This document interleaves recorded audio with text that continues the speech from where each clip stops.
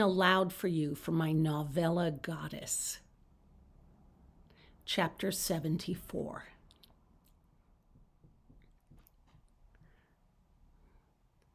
Mrs. Charles stood at the front of the class. She'd fashioned a paper tie out of thick white construction paper, and she'd secured it around her neck with a string, and with 2 tiny holes punched into the paper tie at the top. And she wore this paper tie over the cute little dress that showed off her legs to such advantage. And she'd printed an odd assortment of letters in capital print running down the length of the tie. The letters were: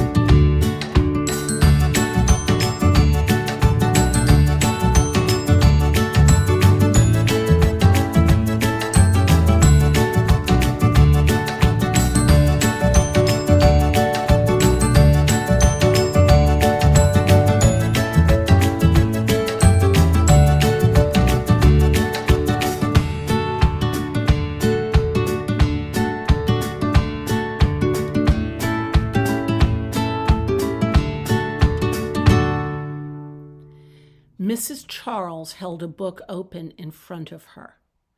Her free hand rested lightly on her hip. She read the class a story. It was the story of a girl who woke up one morning with her lilac tie hanging just so down the front of her blouse.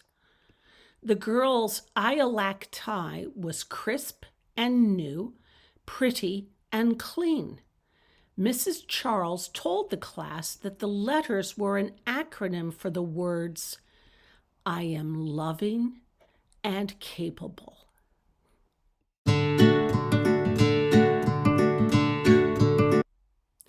Happy that her lilac tie dangled proudly down her chest, the girl walked out of her home and into her day.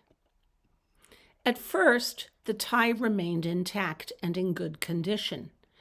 But as the girl went about her day and met people, some of these people were nice to her and some of these people weren't so nice to her. If someone met the girl and said something mean or unkind, then at the end of such an unpleasant exchange, Mrs. Charles reached up and tore off a piece of the lilac tie. Most of the interactions were unpleasant.